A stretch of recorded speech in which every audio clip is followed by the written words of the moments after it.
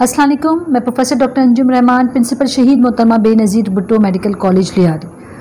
Hope आप लोग सब ठीक होंगे। आज हम डिस्कस करेंगे एनीमिया इन प्रेगनेंसी, यानी कि खून की कमी प्रेगनेंसी के अंदर, उसकी क्या वजूहत हैं और हम उसको कैसे सही कर सकते हैं। जो खून की कमी एनीमिया इन प्रेगनेंसी है, हमारी पॉपुलेशन में मोस्ट कॉमन जो डेफिशिएंसी है एनीमिया की कॉज है वो है आयरन डेफिशिएंसी एनीमिया, यानी कि खून में आयरन का कमी हो जाना।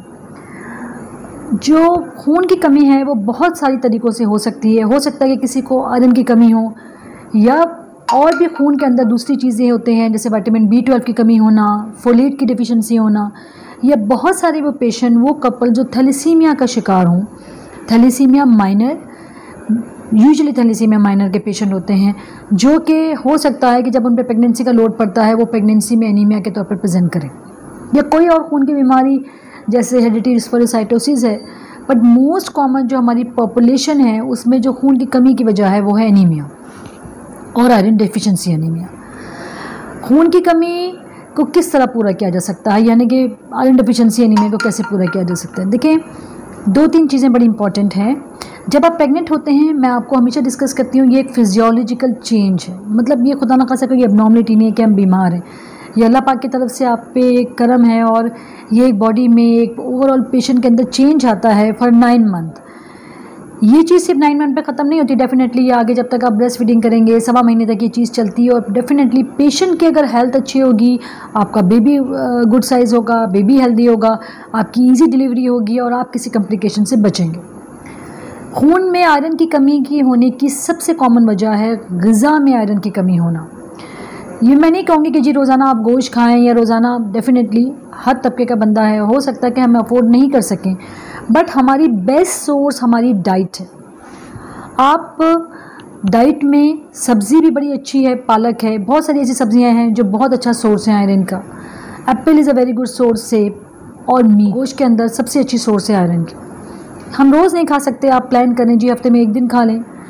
सो डाइट की जो कमी है, आयरन की डाइट में कमी होना, ये सबसे इम्पॉर्टेंट वजह है और सबसे आसान तरीका है कि हम इसको कवर करें।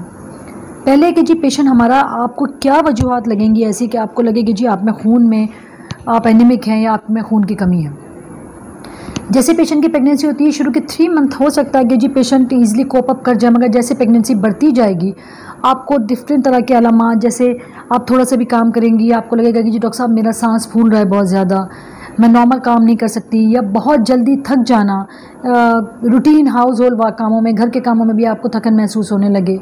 या फिर हो सकता है कि जी पेशेंट को लगे कि जी मुझे चक्कर आते हैं, मैं छोटा सा कोई काम कर रही हूँ, आपका जिस्म का आपको लगे कि फूलना शुरू हो गया है, आंखों के नीचे सूजन है, पाँव में सूजन हो रही है, या फिर आपको नॉर्मल एक बच्चे की मूवमेंट ना फील हो रही हो, या आपको लगता है कि जी जैसे पिछले बच्चों में मेरे बच्चे की ग्रोथ हो रही थी डॉक्टर साहिबा, मेरी इस दफ़ा वो ग्रोथ उस तरह जैसे आप फील कर रही हैं वो नहीं हो रही है।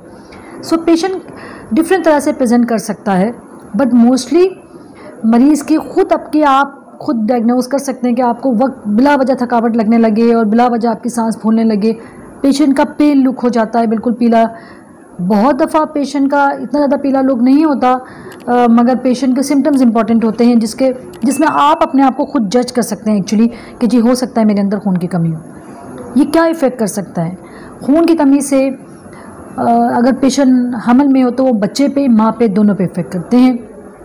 अगर माँ को आयरन डेफिशिएंसी एनीमिया होगा तो हो सकता है कि बच्चा उसका ज़ाया हो जाए, या हो सकता है कि उस पेशेंट के अंदर क्योंकि इतना खून कम है कि वो आपके हार्ट पे इफ़ेक्ट करने लगे और आपका हार्ट पे ओवरलोड हो जाए। खून की कमी की वजह से डेफिनेटली हार्ट ने पंप करना है और जितना सप्लाई चाहिए बच्चे को और माँ को वो ना मिलेगा, तो डेफिनेटली ओवर द टाइम खुदा ना खास्ता दिल फेलर की तरफ जाने लगता है।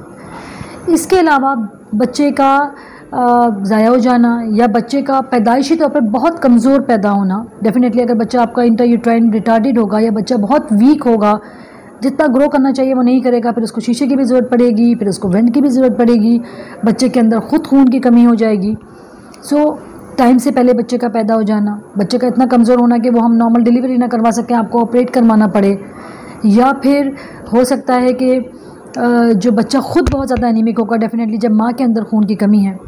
इसके अलावा माँ के अंदर जब खून की कमी होती है तो उसकी डिलीवरी भी डिफ़िकल्ट होती है, या फिर डिलीवरी के दौरान खून का छूट जाना या डिलीवरी के बाद खून का छूट जाना, ये बहुत सारी ऐसी चीज़ें हैं, कॉम्प्लिकेशन है जो खून की कमी की वजह से हो सकती है।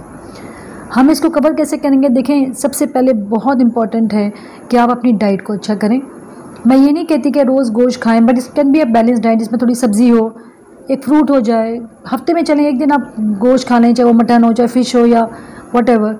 इससे एक बैलेंस डाइट से आपकी आयरन डेफिशिएंसी को मेंटेन करेगा। खजूर बहुत अच्छी सोर्स है, अगर आप डायबिटिक नहीं हैं तो आप खजूरें खा सकते हैं। ड्राई फ्रूट बड़ी अच्छी सोर्स है आपकी। और सबसे अच्छी सोर्स मैंने आपको बताया कि हीम आयरन है, यानी कि गोश्त के अंदर है आपका, किसी भी तरह का जो आप होगा उसके अंदर हीमोग्लोबिन सबसे अच्छी मिकदार में होता है। सो प्लीज़ कोशिश करें कि हफ्ते में एक दिन ज़रूर आपकी डाइट में ये हो। पालक बहुत अच्छा सोर्स है, और green vegetables are very good for you, हरे रंग की जो हैं, ये सब आप लें, इससे आपकी आयरन डेफिशिएंसी को पूरा किया जा सकता है। जब आप इसको डायग्नोज कैसे करेंगे? देखें, सबसे इम्पॉर्टेंट बात है कि हर प्रेगनेंसी, यूजुअली हमारे पास कंसेप्ट है कि डॉक्टर साहब मेरे 2 बच्चे बिल्कुल घर पे हो गए, एक आया ने पैदा है, इनने पैदा कर दिया, एक फलाने पैदा कर दिया, तो फिर मैं हॉस्पिटल गई नहीं। और बहुत दफ़ा हम पेशेंट्स को रिसीव करते हैं बहुत बुरी हालत में, वेरी बैडली वो ब्लीड कर रही होती हैं, और सिर्फ वजह ये होती है कि जो शदीद खून की कमी होती है उनकी, और हम माँ या बच्चे को नहीं बचा सकते। जैसे ही आपका, एक बात बड़ी इंपॉर्टेंट है कि फ़र्स्ट प्रेगनेंसी प्रेशस है, डेफिनेटली फ़र्स्ट टाइम है, मगर जितनी दफ़ा आप कंसीव करती जाएंगी, जितनी दफ़ा आप प्रेग्नेंट होंगी, उतना ही आपके जिस्म पे इस चीज़ का लोड आएगा और आपकी प्रेगनेंसी ज़्यादा प्रेशस होगी। मतलब आपने इस दफ़ा उसका ज़्यादा ख्याल करना है, बिकॉज चांसेस ऑफ कॉम्प्लिकेशन पिछली प्रेगनेंसी के मुकाबले में इस प्रेगनेंसी में ज़्यादा होंगे। जो कि हमारा कंसेप्ट होता है कि जी क्योंकि हमने 3 बच्चे पैदा कर लिए तो चौथे बच्चे में हम जाएंगे, आखिरी वक्त में चली जाएंगे। That's very very wrong, because इस दफ़ा आपकी बॉडी ने पिछली इतनी दफ़ाओं में जो डिलीवरी की है उसमें इतनी वीकनेस हो चुकी होती है कि हो सकता है कि आगे जाके ये वीकनेस और बढ़ जाए। सो अर्ली बुकिंग, जैसे आपका ओवरड्यू होते हैं, आपको लगता है कि जो आप प्रेग्नेंट हैं, आप अपना बुकिंग करवाएं। फर्स्ट 3 मंथ में folic acid is very important, because खून की कमी सिर्फ फौलाद या आयरन की कमी की वजह से नहीं होती। मैंने जैसे आपको शुरू में बताया कि हो सकता है ऐसे कुछ वाइटामिन हैं, स्पेशली वाइटामिन B12, या कुछ फौलाद का कम होना, फॉलेट डिफिशिएंसी, या फिर इसके अलावा थैलेसीमिया के पेशेंट। हम किसी और दिन सेपरेटली थैलेसीमिया को डिस्कस करेंगे, पर थैलेसीमिया जिनको माइनर है या वो अगर मेजर कंसीव कर जाता है तो का पेशेंट भी है जो कंसेप्शन के साथ आया है, दो इट्स वेरी रेयर। अगर माइनर का पेशेंट है, आप माइनर हैं और आपको लगता है कि जब आप पे प्रेगनेंसी का ओवरलोड आएगा तो प्लीज़ आप अपने आप को अर्ली बुकिंग करवाएं। आइडियली तो प्री प्रेगनेंसी बुकिंग होनी चाहिए थैलेसीमिया के पेशेंट स्पेशली, मतलब कि जब आप प्रेगनेंसी को प्लान करें। मैंने आपसे कहा कि शुरू में एक फॉलिक एसिड की छोटी सी टैबलेट है आपके डॉक्टर्स देंगे, उसके बाद आपका प्लीज़ प्रॉपर चेकअप होना चाहिए। हर ट्राइमेस्टर में एक दफ़ा एटलीस्ट आपका एक हीमोग्लोबिन की रिपोर्ट होनी चाहिए, क्योंकि जितना बच्चा ग्रो करता जाएगा आपके अंदर स्पेशली खून की कमी होती जाएगी। डाइट के साथ आपको डॉक्टर साहब आपकी ज़रूर फेरस सल्फेट या आयरन की कोई टैबलेट देंगे, बजाय इसके कि हम इंजेक्शन लगाएं, हम खून लगाएं। क्यों ना ऐसा हो कि जी आपकी टैबलेट से आपका ये मसला हल हो जाए। अर्ली बुकिंग बड़ी इंपॉर्टेंट है, स्पेशली आपने जब प्लान करना है, आपने अपने खून के टेस्ट करवाने हैं और बड़ा क्लोज फॉलोअप पे रहना है। माँ बच्चे दोनों की कॉम्प्लिकेशन हो सकती हैं। हम कहते हैं जी सिर्फ खून की कमी थी, मगर बहुत दफ़ा हमने पेशेंट को बड़ी बुरी हालत में रिसीव किया है जो कि बिल्कुल ब्लीड कर रही होती है और हम वो सर्वाइव नहीं कर सकते, सिर्फ इसलिए कि उन्होंने शुरू से अपनी खून की कमी को कवर नहीं किया। ये इट्सेल्फ ये दिल पे भी असर कर रही है, आपके बच्चे पे भी असर कर रही है, आपकी सेहत पे भी असर कर रही है, और खुदा न खास्ता अगर आप ब्लीड कर जाएँ वो आपकी किडनी भी फेल कर सकती है। तो इतनी सारी कॉम्प्लिकेशन है और ये सिर्फ एक टैबलेट से सॉल्व हो सकती है, और सिर्फ अर्ली बुकिंग से। तो क्यों ना हम अपने आप को टाइम पे बुक करवाएं, एक प्रॉपर टेस्ट करवाएं और खून की दवाओं से मरीज़ को आपकी सेहत को मैनेज करें, जो कि टैबलेट भी हो सकती है। कभी कभार कुछ पेशेंट ऐसे हमारे पास आते हैं जो टॉलरेट नहीं कर सकते टैबलेट्स को, क्योंकि इसके अपने साइड इफ़ेक्ट हैं। किसी को मेटालिक टेस्ट होता है, किसी को कब्जियत हो जाती है बहुत ज़्यादा। तो इसलिए मैंने आपसे कहा कि सबसे इम्पॉर्टेंट है आपकी बहुत अच्छी डाइट, बहुत अच्छी नहीं तो बैलेंस डाइट। वो ही चीज़ें आप गोश्त ज़्यादा नहीं खा सकते, आप सब्जियां लेने, मतलब जो इस तरह के आपका वो चीज़ मैनेज हो जाए उसके अंदर। नंबर 2, आपकी बुकिंग और आपकी मेडिकल ट्रीटमेंट। हमारे पास गवर्नमेंट सेक्टर्स हैं, अगर आप अफोर्ड नहीं कर सकते आप जा सकते हैं और टाइम पे जाएं, अपनी प्रॉपर विज़िट करवाएं ताकि ये मसला आपका हल हो जाए। उसके बाद ये चीज़ आती है कि जी आपका आयरन डेफिशिएंसी के अलावा जो दूसरी तरह की डेफिशिएंसीज़ हैं वो है फॉलिक एसिड और विटामिन बी की डेफिशिएंसी। इवन इन अगर आप, मैं डिस्कस कर रही थी कि अगर आपकी आयरन डेफिशिएंसी के पेशेंट हैं और आप टैबलेट नहीं खा सकते तो हमारे पास दूसरा ऑप्शन है इंजेक्टेबल्स का। डॉक्टर्स आपको इंजेक्शन लगा सकते हैं जिससे आप वो कवर कर जाएं, या फिर हो सकता है कि अगर इतना खून की कमी है तो नस में भी इंजेक्शन लग सकती है। वो आपके जब इंजेक्शन पूरे हो जाएंगे तो उसके बाद आपका टैबलेट आप कंटिन्यू कर लें। कोशिश करें कि आप दवाओं से ना कि आप ब्लड देखें, ब्लड के अपने साइड इफ़ेक्ट्स हैं, ब्लड से अपने इन्फेक्शन बहुत ज़्यादा ट्रांसमिट होते हैं।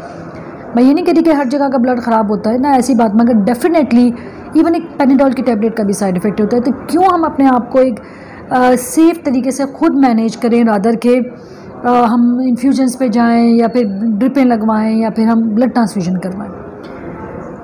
फिर हम डिस्कस करेंगे जी डेफिशिएंसी ऑफ फॉलिक एसिड या फिर फोलेट डेफिशिएंसी या फिर विटामिन। कुछ ऐसे लोग होते हैं स्पेशली जो स्ट्रिक्ट वेजिटेरियंस होते हैं कि जी ओनली वेजिटेरियंस हैं, उन लोगों के अंदर कुछ विटामिन्स की कमी होती है जो भी एनीमिया की तरह प्रेजेंट कर सकती है, जिसको हम कहते हैं जी मेगलोब्लास्टिक एनीमिया या विटामिन बी की 12 की डेफिशिएंसी। इन पेशेंट के सिम्टम्स यूजुअली बराबर होते हैं, थकावट हो जाना, सांस का फूलना, पीली रंगत होना, वज़न का जिस्म का फूलने लगना, या खुदा न खासा वो इतनी एनीमिक हो जाए पेशेंट के जी वो आपको इफ़ेक्ट करने लगे आपके हार्ट पे और आपको कार्डियक फेलियर के सिम्टम्स आने शुरू हो जाएँ। ऐसे पेशेंट का इलाज है कि जी डेफिनेटली वो अपनी फिर डाइट का बैलेंस रखना। तो डाइट आप अपने डॉक्टर खुद हैं बहुत सारी चीज़ों में। और उसके बाद देयर सर्टेन इंजेक्टेबल अवेलेबल, कुछ इंजेक्शन अवेलेबल हैं जिनसे इनकी डेफिशिएंसी पूरी हो जाएगी। दूसरी बात मैं आपसे डिस्कस करूँगी कि दी ये तो अलामात थी और हम इसको कैसे मैनेज कर सकते हैं, मगर इसको सबसे इम्पोर्टेंट बात है कि जब आपका औलाद में वक्फा बड़ा ज़रूरी है। देखें, बॉडी को टाइम चाहिए होता है कि वो रिकवर करे। प्रेगनेंसी, डिलीवरी, ब्रेस्ट फीडिंग, ये एक लंबा प्रोसीजर है, ठीक है। और आपकी body different physiologically different changes में गुजर रही है, डिफरेंट ट्रॉमा से गुजर रही है, उसको कुछ टाइम लगेगा कि वो रिकवर करे। अगर आपकी प्रेगनेंसी बैक टू बैक या फ़ौरन से होगी तो बॉडी रिकवर नहीं कर सकेगी। ये जो चाहे वो खून की कमी हो, चाहे वो विटामिन डी की कमी हो, चाहे वो विटामिन B12 की कमी हो, जो भी आपकी रिकवरी ऑफ बॉडी में टाइम लगता है, ये एक कुदरती अमल है जो कुछ वक्त लगाता है। सो ज़रूरी है कि आप एक जब भी डिलीवरी हो प्लीज़ प्रॉपर कॉन्ट्रासेप्शन करें, कोई वक्फा लें ऐसा जो भी आपको लगता है कि सूट हो, ज़रूरी नहीं वो मेडिसिन नहीं हो, वट एवर वक्फा आप अपने कंसल्टेंट से डिस्कस करें जब तक एटलीस्ट आपकी बॉडी में ये जो कमियां हैं चीज़ों की वो रिकवर हो जाए। कॉन्ट्रासेप्शन आपके लिए इसलिए भी ज़रूरी है कि वो जो बच्चे आपने किया है, ये हो सकता है खुदा न खासा एनीमिक थे, आपका बच्चा बहुत छोटा है और उसको भी तो आप प्रॉपर केयर दे सकें। और सबसे इम्पॉर्टेंट बात है, मैं एक मैसेज देना चाहूँगी आज के लेक्चर में कि प्लीज़ ब्रेस्ट फीडिंग करवाएं। और ब्रेस्ट फीडिंग से आपके लिए भी, आपको छाती के कैंसर से बचाती है, बेस्ट तरीका है कॉन्ट्रासेप्शन का या वक्फा का, और आपकी बॉडी को बहुत जल्दी नॉर्मलाइज करती है, बच्चे को बहुत सारे इन्फेक्शन से बचाती है और is a best supplement for your baby. Thank you very much. इंशाल्लाह अगले लेक्चर में फिर मुलाकात।